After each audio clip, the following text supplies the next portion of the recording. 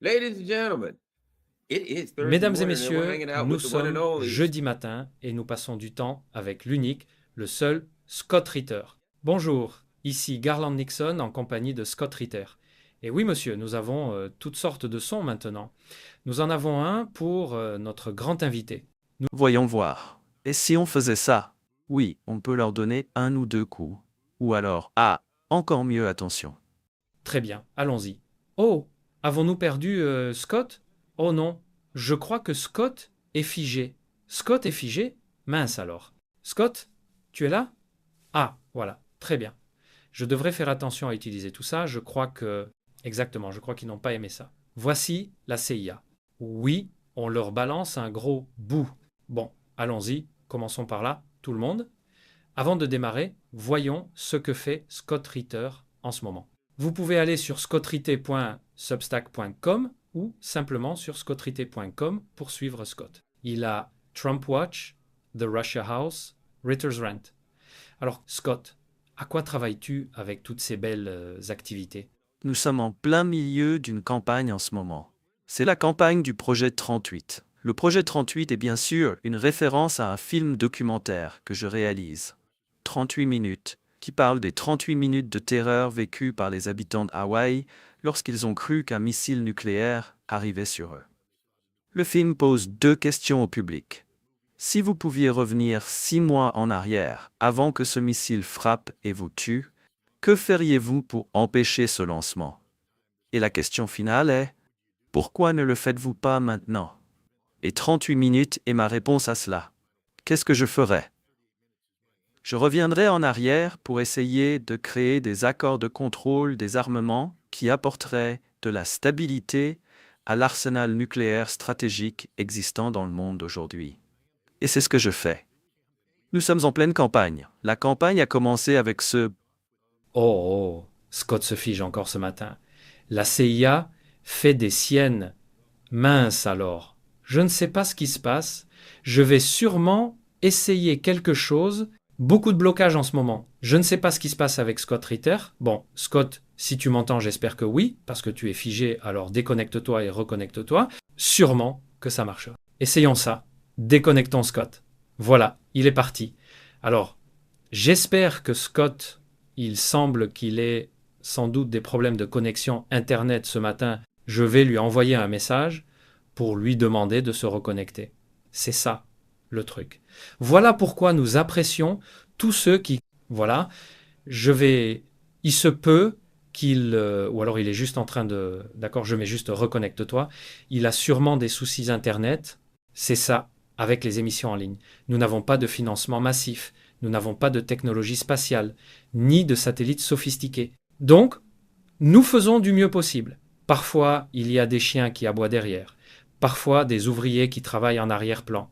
Et d'autres fois, ce sont des problèmes de connexion Internet. Donc, attendons un peu, croisons les doigts. Scott Ritter devrait revenir. Nous allons parler de plusieurs sujets aujourd'hui. Nous allons certainement parler de ce qui s'est passé en Chine, de l'Organisation de coopération de Shanghai et de sa signification.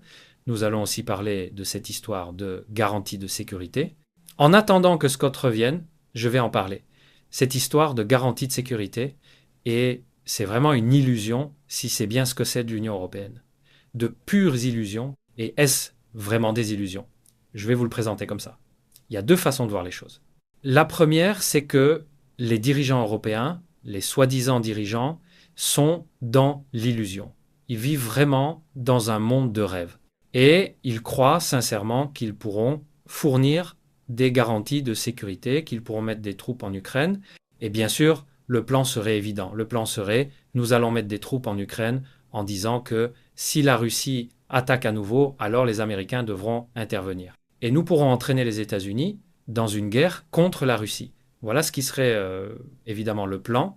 À ce moment-là, dès que tout serait en place, ils tireraient immédiatement des missiles sur Moscou, ils frapperaient les Russes pour que ceux-ci soient obligés de riposter. Et ensuite, ils diraient à l'Amérique « Oh mon Dieu, il y a eu une attaque non provoquée contre les forces de maintien de la paix. Amérique, vous êtes la garantie de sécurité, le dernier rempart. Votre travail est d'entrer en guerre. » Donc, c'est tellement évident que ce ne serait qu'une manœuvre, parce que la garantie de sécurité, ou le rempart américain serait quoi?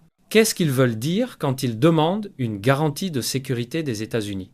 Et nous espérons que Scott sera de retour d'une minute à l'autre. Nous l'espérons. Ce qu'ils disent, c'est ceci. Si nous entrons, si la garantie de sécurité, le rempart, si nous entrons en guerre avec la Russie, alors l'Amérique viendra et rejoindra la guerre. Et par rejoindre la guerre, ce qu'ils veulent dire, c'est que les Européens n'ont pas d'argent, pas de troupes, pas de chars, rien. Ce qu'ils veulent dire, c'est nous allons provoquer une guerre avec la Russie et ensuite les États-Unis viendront se battre à notre place. Et nous nous mettrons de côté pour les regarder se faire tuer. Voilà tout. Voilà ce que signifie cette soi-disant garantie de sécurité avec des troupes en Ukraine. Comment déclencher une guerre avec la Russie et faire en sorte que les États-Unis l'amènent pour nous. Rien de plus, rien de moins. Ah, je vois. Voilà. Retour de patte, pardon, Scott Ritter. Vous savez, c'est à la fois sérieux et un peu drôle. Depuis que le FBI est venu chez moi, il y a constamment ces interruptions. Ça n'a aucun sens. Ce n'est pas lié au routeur de l'étage qui fonctionne, mais c'est comme s'il devait réinitialiser quelque chose à distance, et ça perturbe la connexion. Oui, on a même remplacé le matériel, on a de nouveaux routeurs et serveurs, mais ils font ça depuis l'extérieur. Ils interviennent, ils jouent à leurs petits jeux stupides, et voilà.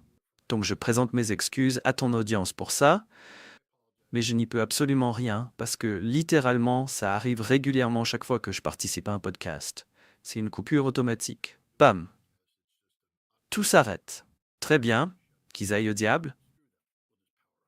Nous allons continuer. Alors, je crois que j'étais en train de parler de ce projet, je reviens tout juste de Russie. La Russie a été une partie très importante du projet 38, parce qu'un aspect essentiel du projet 38 est un effort pour obtenir un accès au président des États-Unis.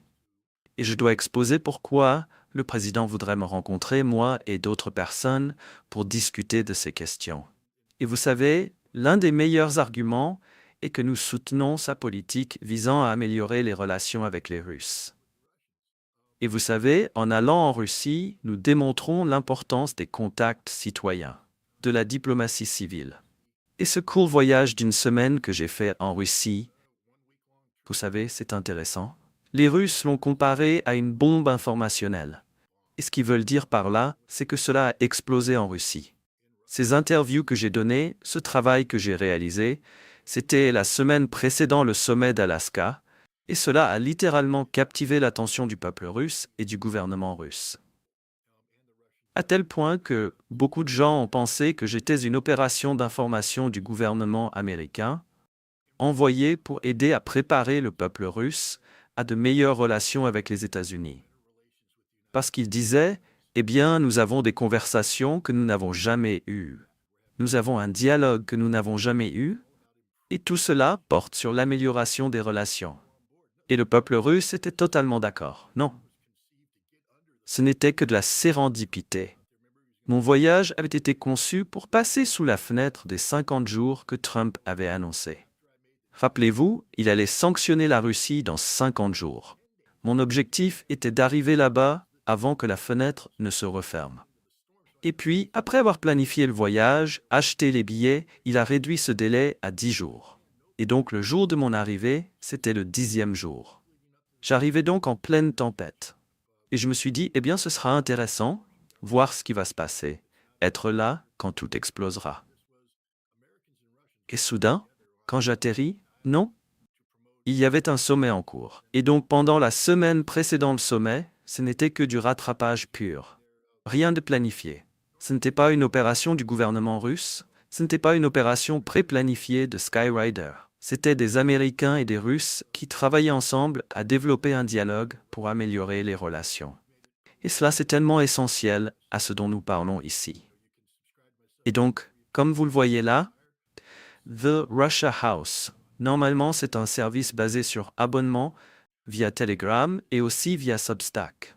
Mais pour cette série de The Russia House, nous l'avons rendu accessible au public. Nous l'avons mis sur mon Substack. Vous pouvez vous abonner gratuitement si vous le souhaitez. Vous pouvez voir toutes ces interviews. Nous les avons publiées sur X, encore une fois, gratuitement. Et l'idée principale, c'est d'amener les gens à écouter la voix russe, à entendre la perspective russe, afin qu'ils ne soient pas aussi vulnérables à la contamination par la russophobie.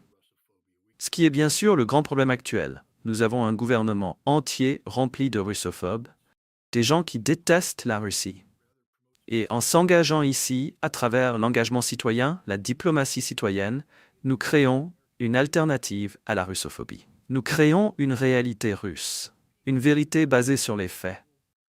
Pas d'une manière qui promeuve les objectifs politiques de la Russie, mais plutôt d'une manière qui promeuve la paix, les objectifs des citoyens américains. Quel est l'objectif de la population américaine? Aller en guerre contre la Russie?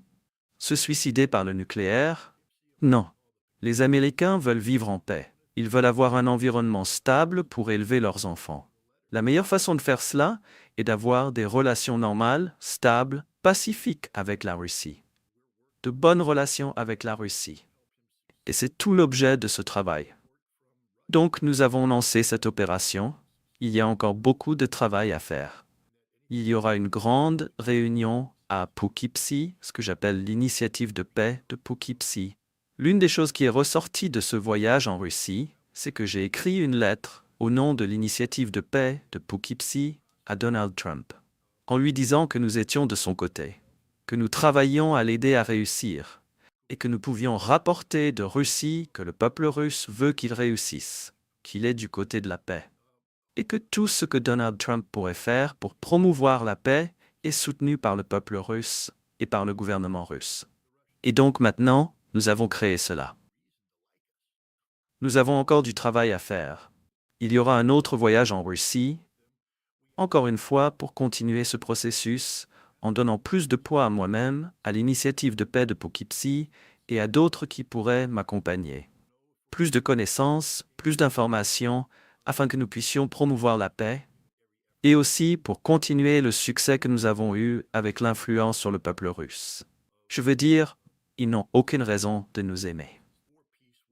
En fait, ils ont de bonnes raisons de ne pas nous aimer. Et en nous engageant avec eux, nous aidons réellement à préparer le terrain pour la paix avec les États-Unis, pour de meilleures relations avec les États-Unis. C'est un défi. Je ne sais pas si nous allons réussir, mais je sais une chose. Si nous échouons, ce ne sera pas parce que nous n'avons pas tout donné. Et encore une fois, je tiens à souligner qu'aucun de cela ne serait possible sans le soutien du public ici et ailleurs. Le peuple. Parce que ce n'est pas quelque chose financé par le gouvernement russe. C'est financé à 100% par moi, par le travail que je fais et par des dons. Alors, quiconque pense, pourquoi devrais-je donner? Vous donnez pour nous donner l'opportunité de créer le potentiel d'éviter une guerre nucléaire. De meilleures relations avec la Russie. Et nous avons un impact réel. Ce ne sont pas des choses académiques triviales où les gens disent « j'ai donné, mais je ne comprends pas ce qui se passe ». Les gars, c'est juste devant vos yeux. Nous avons de grands succès et nous espérons en avoir encore davantage.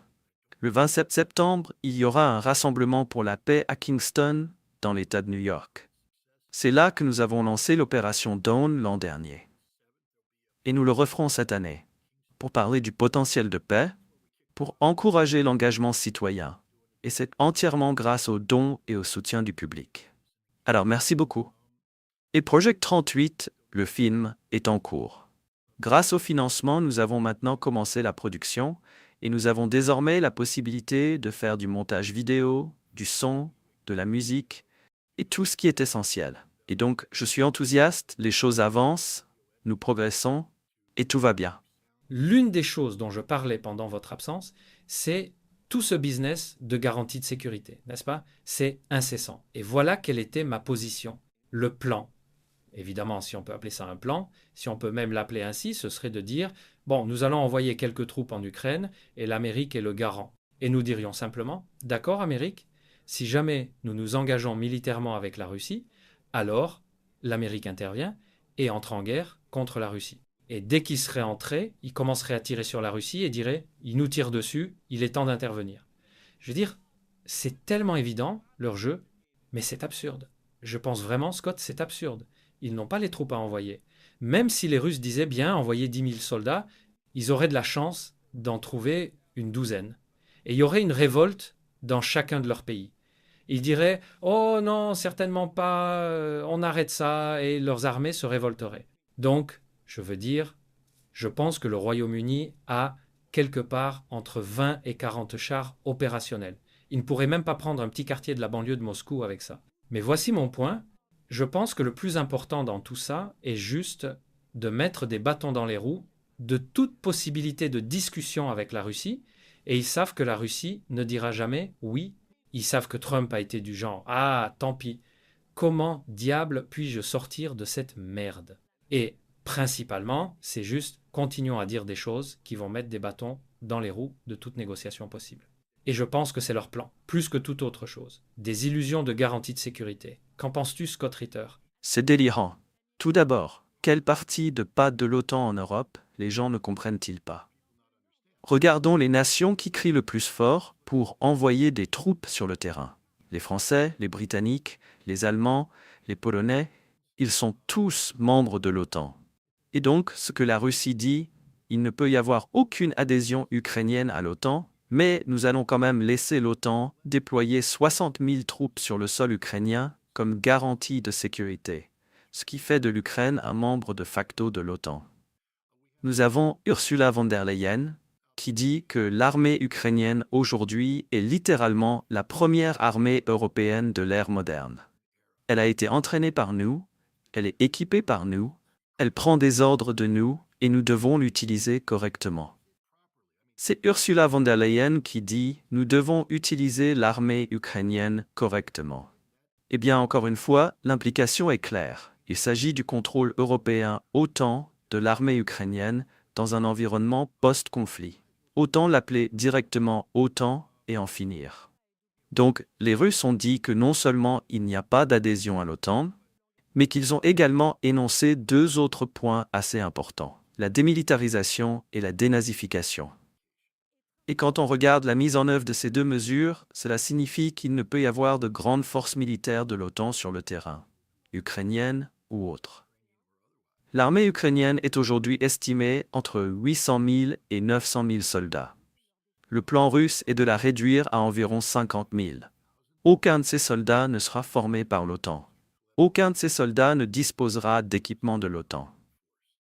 Ce sera plus ou moins une force de garde-frontière. C'est tout. C'est tout ce que l'Ukraine va obtenir. Et au fait, elle sera probablement commandée par des généraux russes au départ, puis il y aura une transition vers des Ukrainiens loyaux. Parce que le concept de neutralité ukrainienne est hors de question. Il y a des gens qui parlent de modèle de neutralité européen. Regardons les modèles qu'ils considèrent. Le modèle finlandais. La Finlande fait partie de l'OTAN. Voilà le concept de neutralité perpétuelle qui s'envole. La Suède fait partie de l'OTAN. Adieu le concept de neutralité. L'Autriche, le fameux modèle autrichien des années 50, fini. L'Autriche parle d'adhérer à l'OTAN. La Suisse, l'ultime neutre, elle n'est plus neutre. Il n'existe aucun modèle européen de neutralité qui fonctionne. Ce qui signifie que les Russes vont imposer le modèle de neutralité russe, qui sera lié à un certain concept de l'État de l'Union. L'État de l'Union existe entre la Biélorussie et la Russie. Une unité politique, militaire et économique. Et je pense que c'est l'avenir de l'Ukraine. L'Ukraine deviendra la troisième sœur. Il y a deux sœurs actuellement. L'Ukraine deviendra la troisième sœur. Et c'est juste la réalité. Joue à des jeux stupides et tu récoltes des prix stupides. Et l'Ukraine a joué le jeu le plus idiot de tous, en se laissant utiliser comme un proxy européen pour soutenir une stratégie plus large visant à affaiblir la Russie. Donc il n'y aura pas de garantie de sécurité. Pas dans ce sens classique. La meilleure garantie de sécurité que l'Ukraine peut avoir est d'être un État neutre, penché vers la Russie. La neutralité signifie qu'ils ne vont pas avoir cette grande armée. La Russie ne va pas les utiliser pour... Ce n'est pas la nouvelle Union soviétique. Il n'y aura pas d'armée ukrainienne prête à se lancer. Non, les forces russes seront basées en Ukraine, prêtes à envahir. Mais cela signifie initialement neutre. Poutine est sorti aujourd'hui et a dit qu'il pourrait rejoindre l'Union européenne. Nous n'avons jamais dit non à cela. Mais la réalité est que les coûts liés à la reconstruction de l'Ukraine vont être si élevés que l'Union européenne, bien sûr, va hésiter, car l'Union européenne ne va pas payer ce prix. La Russie, oui, parce que l'Ukraine est une nation slave sœur, et il y a des plans en place pour gérer cela. Mais cela signifie maintenant que l'Ukraine va s'aligner économiquement sur l'axe Russie-Biélorussie. Et quand vous avez ce type d'alignement économique, ce qui vient avec, c'est l'alignement politique. Et avec cet alignement politique viennent les garanties de sécurité. La Russie garantira la sécurité de l'Ukraine. Et les gens peuvent dire, eh bien, c'est drôle. Eh bien, ce n'est pas la Russie qui a créé les conditions ayant tué 1 700 000 soldats ukrainiens. C'était l'Occident. Les gens ont tendance à oublier le rôle que l'Occident a joué pour faciliter l'émergence du nationalisme ukrainien comme puissance politique dominante en Ukraine. Le rôle que l'Occident a joué lors de la Révolution colorée de 2004, personne n'en parle. C'était comme 2014. Eh bien, devinez quoi? Ils l'ont fait d'abord en 2004. Yushchenko est arrivé ultranationaliste. La première chose qu'il a faite a été de faire de Stepan Bandera ce cochon, un héros national. Et cela a donné du pouvoir à ces gens, et 2014 n'était qu'une continuation de ces politiques. Le meurtre de Russes à Odessa, le viol de Mariupol, les bombardements et le massacre d'enfants dans le Donbass, tout cela a été fait par l'Occident. Et donc, les gens doivent comprendre les garanties de sécurité. La meilleure garantie de sécurité que l'Ukraine peut obtenir est que la Russie dise « Plus jamais l'Europe n'utilisera l'Ukraine comme proxy pour tenter d'affaiblir la Russie ». Il ne s'agit pas de l'indépendance ukrainienne, de la souveraineté ukrainienne, de la démocratie ukrainienne. Il s'agit de la sécurité russe. Et la sécurité de la Russie dépend du fait que l'Ukraine ne devienne pas un avant-poste. Pour d'autres choses, regardez ce que Zelensky a dit. Les meilleures garanties de sécurité que nous puissions avoir sont de développer des capacités de frappe à longue portée. Nous voulons construire ces missiles Flamingo, nous voulons construire des Neptune 2, nous voulons construire d'autres missiles. Et de cette manière, ce sont nos garanties de sécurité, afin que s'il y a jamais un conflit, nous puissions frapper profondément en Russie. Mon Dieu, parlez-en à Ray McGovern. Il parle assez éloquemment des discussions qui ont eu lieu entre les États-Unis et la Russie en 2021, début 2022, à propos de ce que la Russie voulait obtenir de l'Ukraine. La Russie ne cherchait pas de territoire. Mais l'une des choses que la Russie a dites est « Nous ne pouvons pas permettre à l'Ukraine d'être membre de l'OTAN, et nous ne permettrons jamais à l'Ukraine de devenir une base pour des armes de style OTAN capables de frapper profondément en Russie. » Alors, voici Zelensky, l'homme le plus idiot de la planète, disant « Oui, ma garantie de sécurité est de développer la capacité que la Russie a dit qu'elle ne permettrait jamais sur le sol ukrainien. » Donc je pense que ce que nous pouvons dire en toute sécurité pour l'instant est que tout ce dont l'Europe parle, tout ce dont l'Ukraine parle, cela n'a simplement aucune importance, car c'est hors de propos. Poutine l'a dit aujourd'hui, nous voudrions, ou je pense hier, nous voudrions la paix. Nous sommes prêts pour la paix. Mais si c'est une paix qui ne répond pas à nos besoins, alors nous terminerons cette guerre par des moyens militaires. Et c'est exactement ce que nous faisons en ce moment. C'est ça la réalité, mesdames et messieurs. Il n'y a pas de plan de paix Trump. Le seul plan de paix que Trump pourrait proposer serait d'accepter les exigences de Poutine. Pour faire cela, Trump devra apprendre à dire non à l'Europe, non à l'OTAN et carrément non à l'Ukraine. La bonne nouvelle, c'est que l'Europe n'a plus d'importance. Regardez les Européens. Ils sont tous sortis pour dire « Nous ne pouvons pas déployer de troupes ». Ursula von der Leyen s'amuse à déplacer de grandes armées sur une carte et il a fallu que les Allemands disent « Oui, en fait, elle n'a absolument aucun pouvoir de décision là-dedans. Ce qu'elle dit est sans valeur. » Vous avez Zelensky avec Macron en ce moment, en France, qui parle d'une coalition des volontaires. Mais en réalité, c'est une coalition des non-volontaires. Parce que la France et tout le monde ont désormais confirmé qu'ils n'enverront pas de troupes en Ukraine. Parce qu'ils n'ont tout simplement pas de troupes à envoyer. Ils ne peuvent rien faire sans le soutien des Américains. Et Donald Trump, lui, en est à fantasmer en disant « Nous pourrions de temps en temps envoyer quelques avions survoler ». Non, vous ne le ferez pas. Mais il n'y a pas de plan. Il n'y a rien. La seule garantie de sécurité que l'Ukraine obtiendra un jour, c'est la garantie de sécurité russe. Une fois que la Russie aura gagné cette guerre, expulser l'OTAN d'Ukraine et imposer sa volonté sur ce qui restera de l'Ukraine. Je pense que tu as raison. Je crois que ce que dit Poutine ressemble un peu à une version de l'ancienne citation de Malcolm X, quand il disait « Soyez gentils avec tout le monde, respectez votre famille, respectez vos amis, mais si quelqu'un pose ses mains sur vous, envoyez-le au cimetière. » Tu vois, dire « Nous allons être gentils, nous voulons la paix » et tout ce genre de choses. Et je vais te dire une chose. Je pensais justement à ce type nommé Andriy Perubi. Tu le connais ? Ce gars bandériste. Et quelqu'un est venu derrière lui. Je ne dis pas que c'était les Russes. Ça aurait sans doute pu être une dispute interne entre bandéristes, peu importe. Mais je crois que c'est ça l'avenir de ces bandéristes, la débandérisation. D'une façon ou d'une autre, mon ami. Avant de poursuivre cette vidéo, nous aimerions vous demander un petit geste de soutien.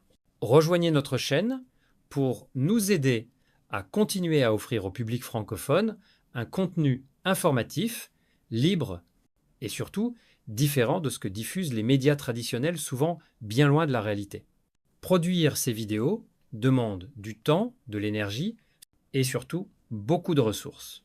Et comme nous refusons de dépendre uniquement des vues YouTube, votre soutien direct est essentiel pour préserver notre indépendance.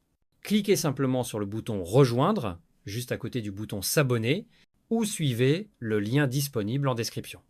Merci d'avance pour votre soutien et maintenant, place à la suite de notre vidéo. L'homme qu'ils ont attrapé, celui qui a avoué, est un père ukrainien qui a dit « Vous avez mobilisé mon fils. Et donc je vais te tuer. » Et il a avoué. Il a dit « Bien sûr que je l'ai tué. C'est une menace pour ma famille. C'est une menace pour mon fils. C'est lui le responsable.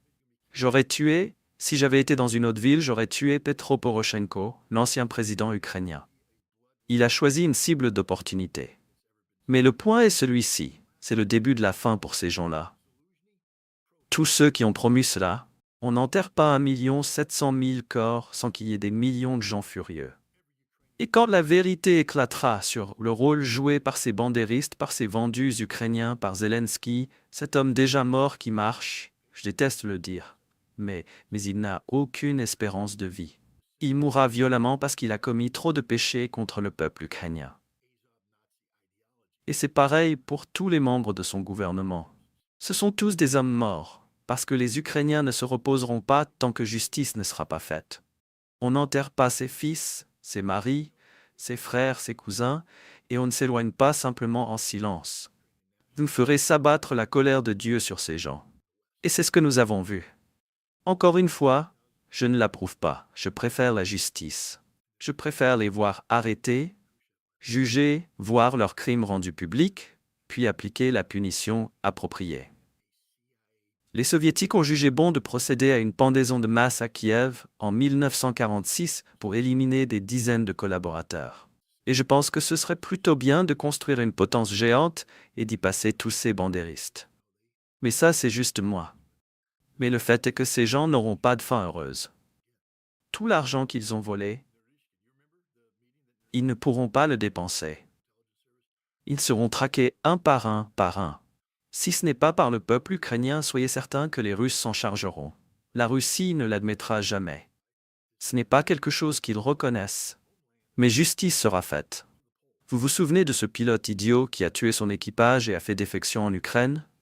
Eh bien, il est parti vivre heureux en Espagne et il s'est fait tuer. Personne ne l'a revendiqué, mais nous savons ce qui s'est passé. Et cela arrivera à chacun de ces gens. Ils n'auront aucune fin heureuse. Ce parlementaire ukrainien, ridicule, Ihor Markov, je suis sûr d'écorcher son nom, mais c'est lui qui, à Odessa, en 2014, encourageait les massacres. Il travaillait main dans la main avec l'homme qui vient d'être abattu. Et c'est lui qu'on a vu donner des coups de pied au corps des Russes qui avaient sauté d'un bâtiment en flammes pour s'assurer qu'il soit bien mort. Celui-là, mort, assurons-nous. Eh bien, un jour, quelqu'un donnera des coups de pied à ton cadavre et ce sera plus tôt que tard. Et ça arrivera à tout le monde. Il y aura un bain de sang comme jamais auparavant, parce que quand ce système s'effondrera, il s'effondrera totalement. Zelensky, petit conseil, mon gars. Reste en Angleterre. Change ton nom. Déplace-toi souvent, parce que tu es un mort en sursis. Chaque Ukrainien connaît ton rôle dans le massacre de leurs enfants. Et en plus de ça, tu es un bandériste.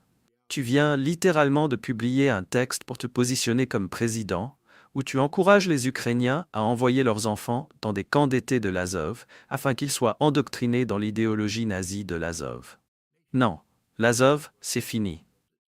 Bandera, c'est fini. Fini en Ukraine. C'est, je pense, ce que les Russes feront. Ils ont commis une erreur en 1954. Vous savez, ils ont écrasé le bandérisme. Des centaines de milliers de nationalistes ukrainiens de l'Ouest ont fui vers la diaspora en Occident. Des centaines de milliers ont été envoyés au goulag comme prisonniers politiques. Et quelques années plus tard, Nikita Khrouchtchev les a tous relâchés. Tous relâchés. Et ils sont revenus en Ukraine, où ils ont entamé un processus soutenu par la CIA de réintégration dans la société ukrainienne. Ils sont devenus les décideurs. Ce sont eux qui prenaient les décisions, qui occupaient les postes de pouvoir et d'autorité. Ils ne s'identifiaient pas comme bandéristes. Non, ils restaient dans l'ombre. Mais voilà la réalité. La Russie ne refera pas cette erreur. Je crois que c'est pour cela que Sergei Naryshkin, vous vous souvenez de la réunion de Naryshkin, le chef du service de renseignement extérieur, plus tôt cet été, où on lui a demandé quel est l'avenir de l'Ukraine. Et une des choses qu'il a répondu, c'est « Eh bien, une façon de dénazifier, c'est de donner l'Ukraine occidentale, la terre natale des bandéristes, aux Polonais. » Et les Polonais disent « Nous adorions ça, parce que rien ne nous plairait plus que de traduire ces salauds en justice. » En fait, il y a un gros problème en ce moment avec les Polonais. Ils exigent que l'Ukraine exhume les corps des victimes, qu'elle rende des comptes, qu'elle présente des excuses, qu'elle construise des mémoriaux pour cela. Et ils expulsent des gens. Vous savez, autrefois, ils accueillaient tous les Ukrainiens. Mais vous savez, la grande majorité des Ukrainiens sont des bandéristes, les Ukrainiens de l'Ouest, et ils disaient « Quiconque, vous savez, parle de Bandera, nous le renvoyons en Ukraine. » Vous savez, le problème des bandéristes était si important que les Allemands, lorsqu'ils recevaient des soldats ukrainiens pour les former, ont dû afficher des avis dans les casernes disant « Eh, si vous avez un tatouage nazi, vous devez le couvrir. Vous ne pouvez pas chanter les chansons sont nazies. Vous ne pouvez pas, vous savez, courir avec des drapeaux nazis. Vous ne pouvez pas faire ça. Ceci est l'Allemagne. » Même les Allemands comprenaient qu'ils formaient de véritables nazis, mais ils devaient faire semblant pour que cela fonctionne. La Pologne, elle, ne tolérera pas ça.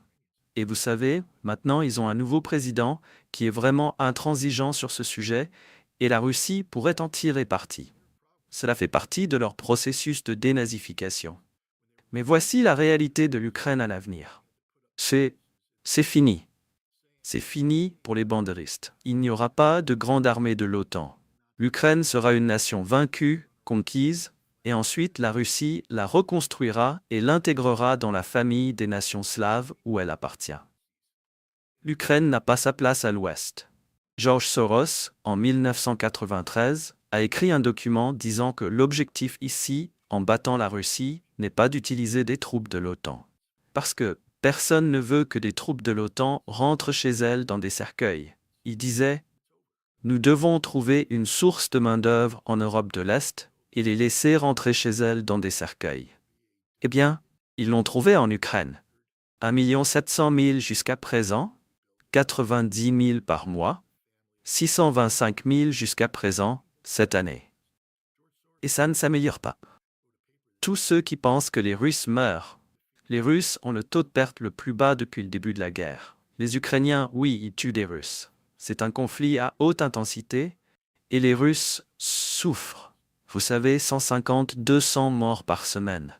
Tragique. C'est ce que nous avons subi au Vietnam, à notre niveau maximum d'ailleurs. Cela a brisé la volonté de notre pays. Donc cela en dit long sur la résilience de la nation russe. Mais la Russie peut se remettre, absorber ses pertes. Et elle absorbe ses pertes tout en augmentant sa force de combat. Les Ukrainiens, eux, ne peuvent pas absorber les pertes auxquelles ils sont confrontés en ce moment. Vous savez, quand ils ont 800, 900 000 hommes et que vous en perdez 90 000 par mois, et cela n'inclut pas les défections, 500 000 défections, rien que cette année, l'armée est en train de se désintégrer sous nos yeux. Et donc, vous savez, je ne vais pas choisir un jour sur le calendrier, mais je suis juste là pour dire que l'inévitabilité de la victoire russe, la victoire totale russe, est absolue. Et maintenant, je pense que le problème clé auquel les États-Unis sont confrontés est de savoir comment gérer cela correctement afin de ne pas ruiner les perspectives d'amélioration des relations américano-russes. Parce que, comme la Russie l'a démontré en Chine la semaine dernière, ils n'ont pas besoin de nous. Ils n'ont pas besoin de nous. Ils aimeraient avoir la paix avec nous, mais il n'y a littéralement rien que l'Amérique puisse apporter à la table pour que la Russie dise « Oh, wow, c'est un changement de jeu. J'aurais dû y penser, mec. Et peut-on faire ça ?»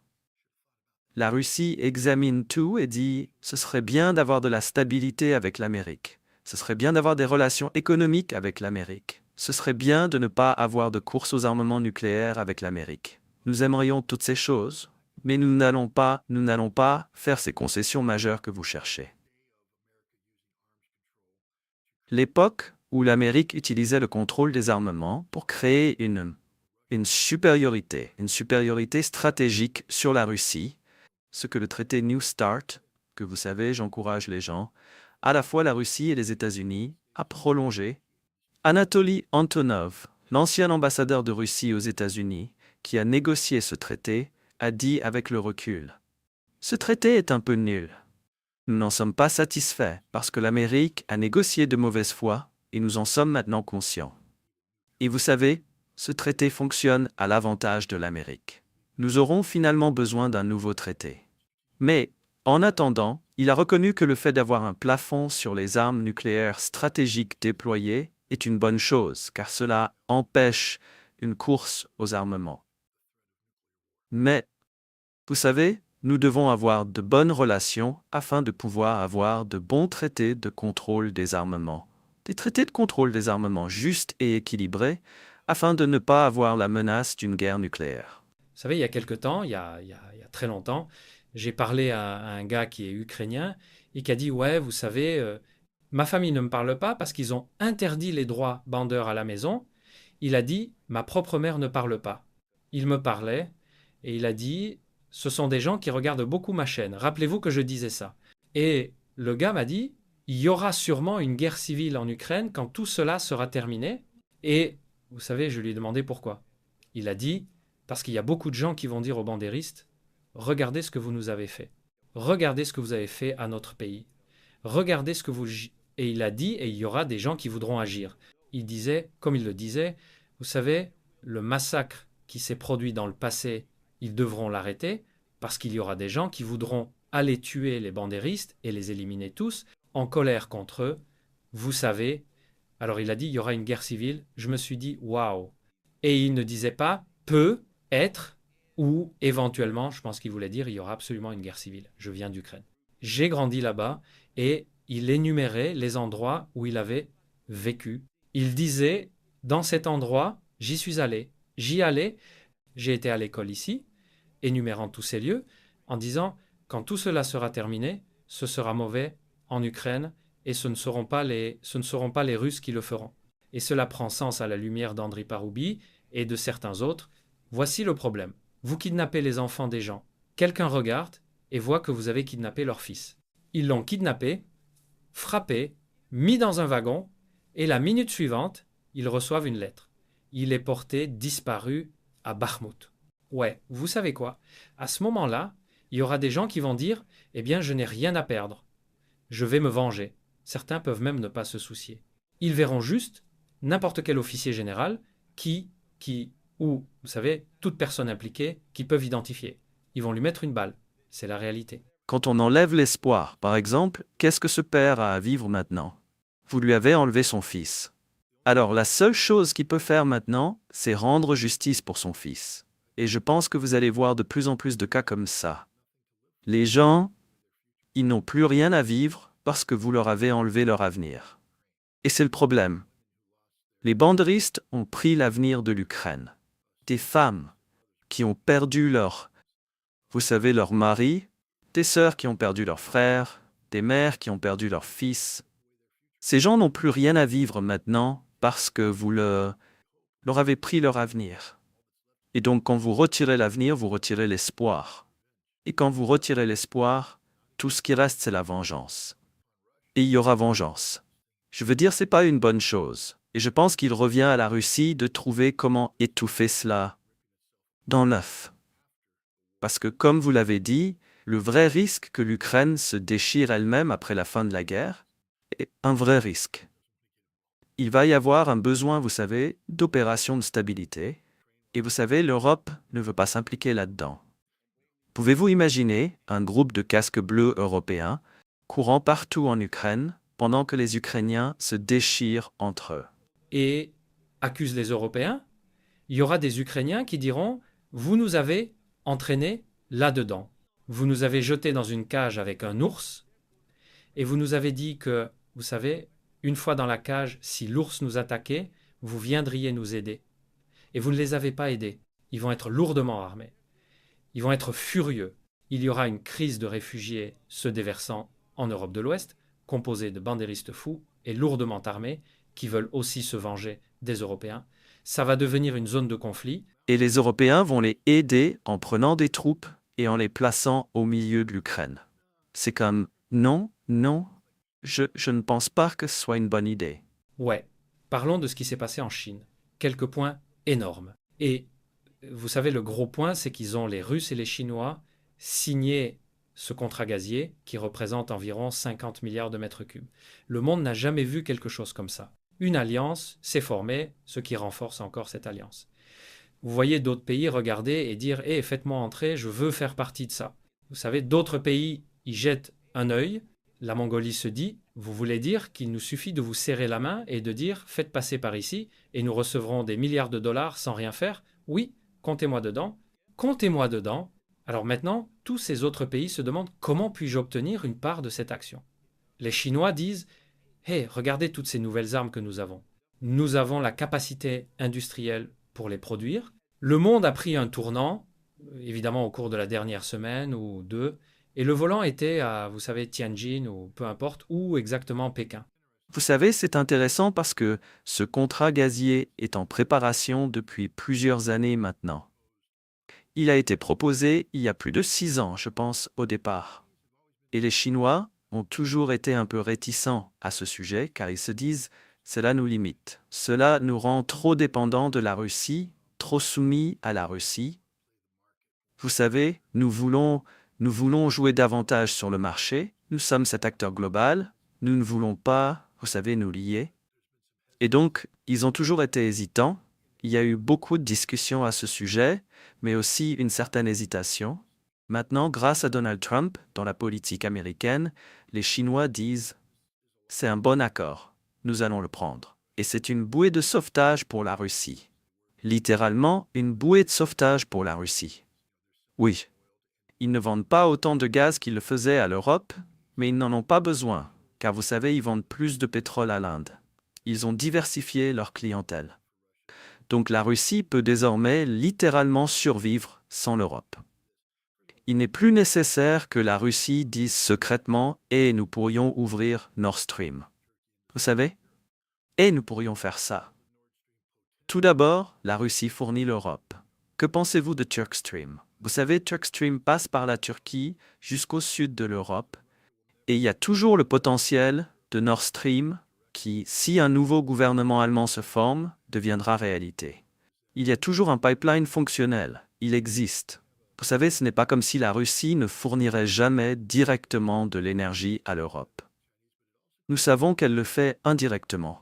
L'une des grandes ironies ici, Garland, c'est que tout ce gaz que la Russie envoie, je veux dire, parce qu'ils ont un pipeline Siberia One, ce gaz est déjà utilisé par les Chinois, mais il va aussi vers des ports où il est liquéfié et chargé sur ces gigantesques navires de gaz naturel liquéfié, qui ensuite partent dans l'océan, descendent la mer de Chine méridionale, traversent le détroit de Malacca, font le tour du Cap, entrent et sortent de l'Afrique du Sud et remontent jusqu'en Europe, où ils déchargent ce gaz naturel liquéfié chinois en Europe à 5 fois le coût de ce qu'ils auraient payé s'ils l'avaient acheté directement aux Russes.